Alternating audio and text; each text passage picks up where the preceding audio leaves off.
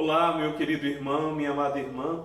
Qual deve ser a atitude do cristão diante da fome, da dor, da miséria que assola tantos irmãos nossos espalhados pelo mundo inteiro? Pois é, pergunta que talvez pode ser difícil de responder, mas olha, fique comigo porque está chegando o nosso Rezando a Palavra e neste domingo a palavra do Senhor, como sempre, nos traz o caminho e a direção. Vem comigo porque este é o nosso Rezando a Palavra e sou eu, Padre Fábio Eduardo, quem te faz companhia.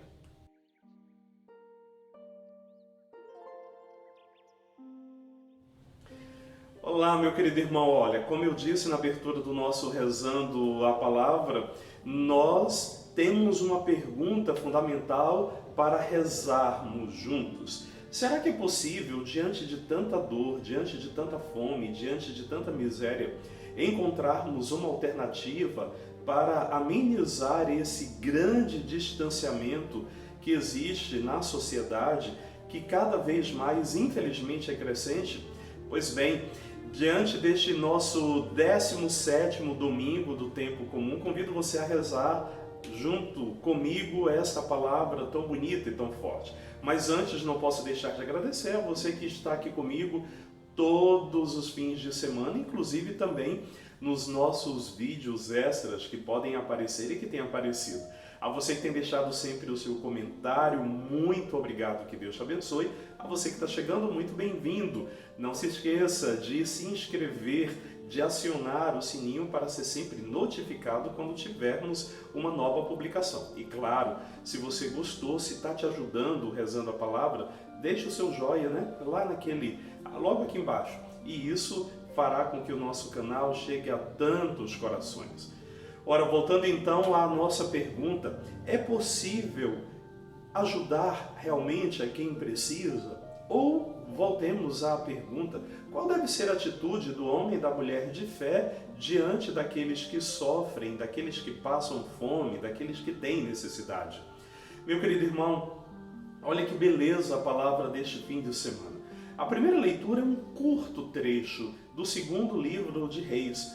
E o trecho apresenta já um determinado homem chegando, aproximando do profeta Eliseu e apresentando uma quantidade de pães.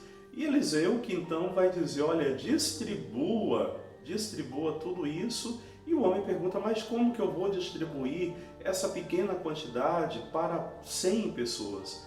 E Eliseu diz, insiste, vá e entregue. E o texto bíblico vai dizer que todos comeram e foram saciados. Bom, antes da gente aprofundar nessa beleza dessa leitura que vai de completo encontro ao Evangelho segundo a narrativa de João, é importante a gente entender o seguinte.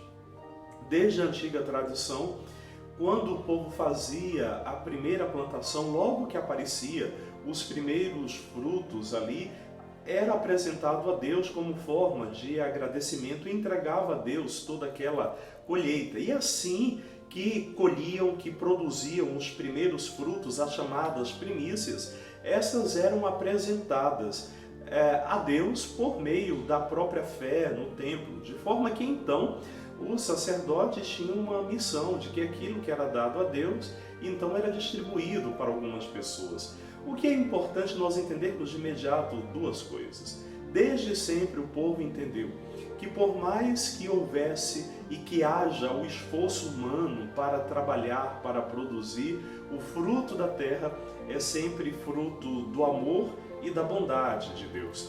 Assim, quando este reconhecimento é feito, era distribuído para o povo.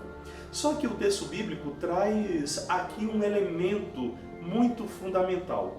Primeiro, como eu disse, além de entender que todo fruto é fruto da bondade de Deus, da generosidade de Deus, e Ele é o Senhor da criação. Ele é o dono de tudo, por isso a Ele o louvor, a graça, todo o nosso agradecimento. Junto a isso, a distribuição que é feita por aquele homem a pedido de Eliseu, que é considerado homem de Deus, confirma exatamente aquilo que é partilhado é oferecido a todos. O que significa que quando a gente reconhece que Deus é Senhor, nós não retemos só para nós, é distribuído. E aí nós encontramos a beleza do Evangelho, que na tradução popular ficou como a multiplicação dos pães. Mas, como muitos teólogos já dizem aqui, eu comungo dessa linha de pensamento. Mais do que falar da multiplicação dos pães, a gente pode falar da divisão e da partilha dos bens. Pois o texto bíblico apresenta Jesus olhando para aquela multidão, fala que Jesus atravessa, que Jesus vai para o outro lado, que leva a multidão junto. Jesus que está na Galileia, uma região de gente muito pobre e sofrida. Jesus que senta ao monte e ali pede o povo para se sentar. Todas essas informações podem parecer aleatórias, mas não são. Quando nós voltamos no Antigo Testamento, o que nós sabemos? Moisés, como líder do povo, ajuda o povo a fazer a travessia, faz com que o povo saia de uma terra da escravidão para uma terra de liberdade. O povo, junto a Moisés, ali no monte, Moisés recebe as tábuas da aliança e apresenta para o povo, e assim vai sendo a caminhada. Só que aqui em João, essas informações de que Jesus atravessa, quer exatamente afirmar, agora Jesus realiza um novo êxodo. É ele o novo, grande e definitivo líder do povo. Quando Jesus está no monte, significa, olha, a antiga aliança agora definitivamente é superada pela minha presença, pelo ensinamento que trago diretamente do Pai. E aí a libertação definitiva que acontece a partir do próprio Cristo. Pois é interessante observar que Jesus manda o povo se sentar. E só se sentava, inclusive, para comer quem era livre. Os escravos não poderiam se sentar, tampouco para comer. Assim, neste texto, Jesus está dizendo, eu sou o libertador de vocês. Só que no meio dessa história, Jesus fala que é preciso dar de comer para aquele povo. E um dos discípulos, um dos apóstolos vai dizer que é Filipe, mas Senhor, o que nós vamos fazer para dar de comer para tanta gente? Nem que fosse necessário aqui, tivéssemos com muito dinheiro, nós não temos onde comprar. Ora, querido irmão, Filipe representa aqui neste momento muitos de nós, que mesmo dizendo que temos uma fé, nós acreditamos que só o acúmulo das riquezas será suficiente para resolver os problemas. E aí nós vamos entender que não. Porque quando nós olhamos para a sociedade do consumo, a grande sociedade capitalista que nós temos, percebemos que o grande fracasso da humanidade foi exatamente criar a mentalidade do acumular para alguns, enquanto outros nunca terão. Assim, o Evangelho nos apresenta que a proposta de Jesus é uma proposta inovadora, libertadora e completamente diferente do que a humanidade pode entender e compreender. Assim, fala que entra em cena André, que representa a humanidade sensível e diz, olha, nós temos um menino aqui com apenas alguns pães e alguns peixes, né? André, por um momento, representa a sensibilidade de muitos humanos que querem ainda fazer. André representa muitos de nós que somos sensíveis, que temos uma fé, mas que ainda não sabemos o que pode ser feito, mas que já existe uma boa vontade. E aí é onde entra o grande mistério de Jesus para fazer a transformação total. Jesus pede que aquele menino entregue. E é curioso que a gente vê exatamente das mãos de uma criança vindo aparentemente tão pouco. O que Jesus aqui quer ensinar para nós que é exatamente dos mais necessitados, dos mais desapegados, dos mais pobres e dos mais frágeis, é que vem a resposta para nós construirmos uma nova sociedade. Não são os corações orgulhosos, vaidosos que iremos resolver, pelo contrário, é na simplicidade, no desprendimento que a gente reconstrói o projeto de Deus em meio a nós. E fala que Jesus então ali pega aqueles pães e aqueles peixes e dá graças. Ou seja, Jesus que mais uma vez recorda que tudo vem de Deus. E é a Ele que nós temos que agradecer. É a Ele o nosso louvor, a nossa gratidão. E a partir dali, como eu disse no início, a gente fala da multiplicação. mas o que Jesus ensina, mais do que nós pensarmos nos números, na quantidade, o que Jesus ensina é que quando há partilha, todos são saciados. E é interessante porque o texto vai dizer que foram distribuídos mais ou menos, recolhidos depois de mais ou menos 12 cestos, e que todos comeram o suficiente.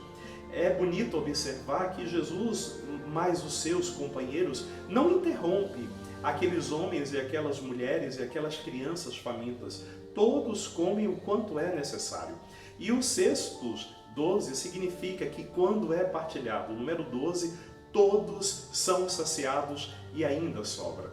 Assim, o texto bíblico então termina dizendo que a multidão depois queria fazer Jesus rei e Jesus então segue sozinho, porque Jesus entende que enquanto nós cristãos não compreendermos que ele não é o rei aos moldes daquilo que se pensava, que o reinado dele passa pela entrega, pela partilha, pela solidariedade, nós de fato não compreenderemos o seu mistério, nós não compreenderemos o seu projeto, tampouco construiremos o seu reino.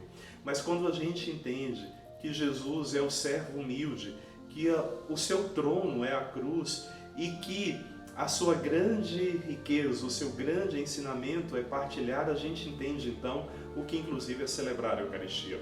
É saber que pobres, ricos, todos se tornam um em Cristo Jesus, que diante dele não há diferença, todos somos um e quando a gente partilha, todos têm e ninguém fica sem nada. Assim, a segunda leitura completa exatamente essa beleza. O grande projeto, a grande meta, melhor dizendo, dos cristãos é construir um mundo unido.